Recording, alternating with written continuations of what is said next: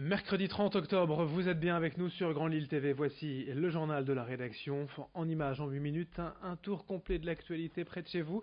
D'abord, voici vos prévisions météo avec un temps en frais, voire même froid et nuageux ce matin. La situation devrait s'améliorer.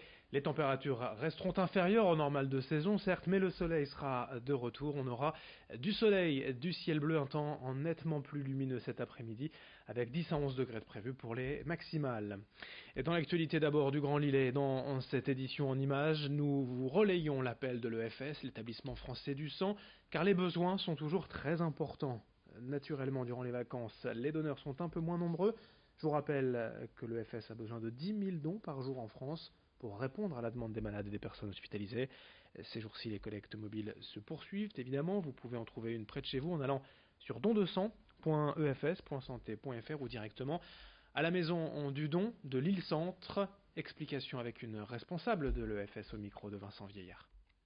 Actuellement, rien ne remplace le sang humain, bien évidemment, et que les produits sanguins ont une durée de vie limitée dans le temps, et notamment les plaquettes, dont une durée de vie à 5 jours. Donc on est obligé de prélever quotidiennement pour pallier à ces besoins de plaquettes qui sont primordiales. Les besoins sont primordiaux pour les patients. Les stocks sont généralement très tendus en période de vacances, vacances d'été, où un appel est bien souvent lancé également, puisque les donneurs sont sur le lieu de vacances, et également à chaque petite vacances scolaires qui reviennent maintenant très régulièrement toutes les 6 semaines. Difficultés souvent également en période hivernale avec les épidémies, grippe et gastroentérite. Dans l'information régionale également, puisque la fin d'année approche, il est de coutume pour certains métiers de venir vendre des calendriers en porte-à-porte. Il y a notamment les pompiers ou les facteurs qui sont habitués. Mais soyez vigilants car parfois de faux démarcheurs se présentent chez des personnes vulnérables. Plusieurs arnaques nous ont déjà été signalées ces derniers jours dans la région. Et la ville de Marc-en-Barœul a également posté ce message sur sa page Facebook appelant à la vigilance.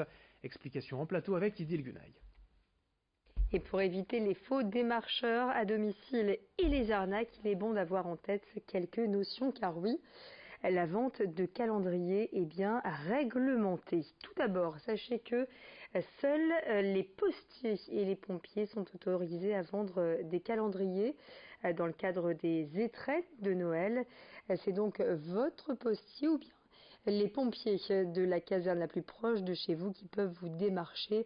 À noter qu'ils doivent se présenter à votre domicile en tenue de travail ou bien en uniforme et qu'ils ne doivent en aucun cas rentrer chez vous, sauf bien sûr si vous les invitez. Concernant les éboueurs, eh bien, ce sont les mairies elles-mêmes qui autorisent ou interdisent par arrêté préfectoral le porte-à-porte pour demander les étrennes. Enfin, du côté des concierges, il est de coutume que ce soit aux particuliers de déposer une enveloppe et non aux gardiens de faire du démarchage à domicile, sachez-le.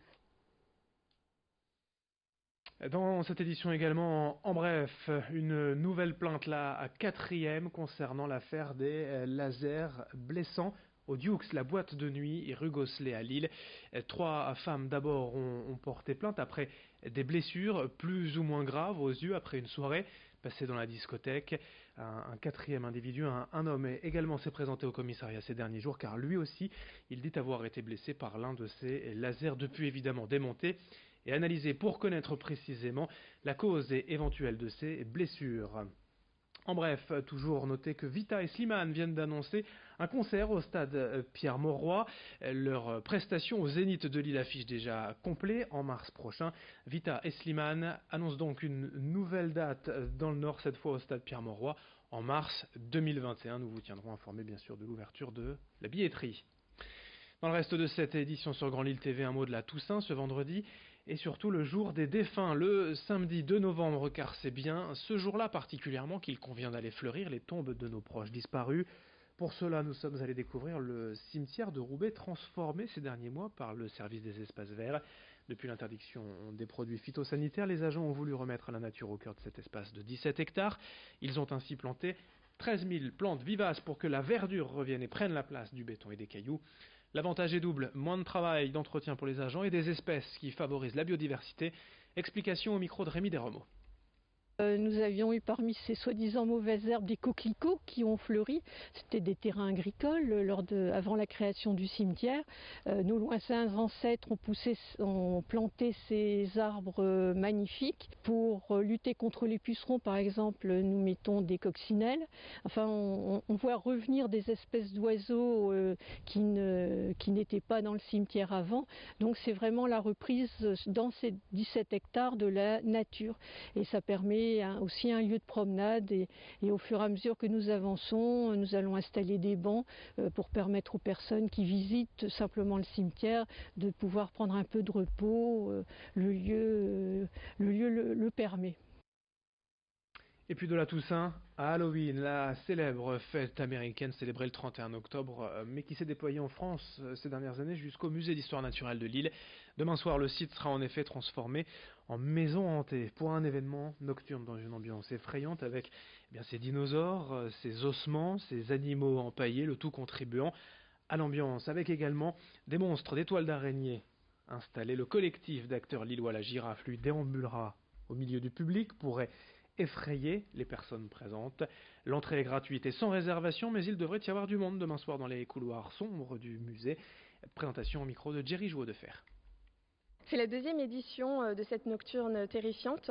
Le principe, c'est vraiment de faire découvrir d'un nouvel œil le musée, afin que vraiment le public puisse découvrir différemment les collections et la richesse du musée sous un autre angle. L'idée est venue l'année dernière de vouloir mettre au goût du jour aussi le musée sur cette thématique-là, Halloween.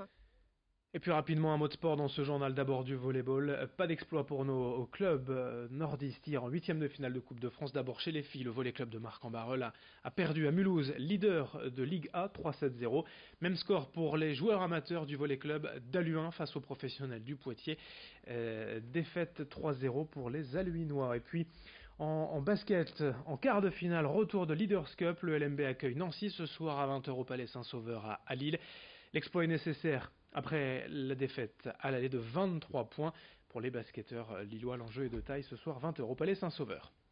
Fin de ce journal, à suivre dans un instant vos prévisions météo, puis d'autres infos jusqu'au prochain quart d'heure sur Grand Lille TV. Très bonne journée à toutes et à tous.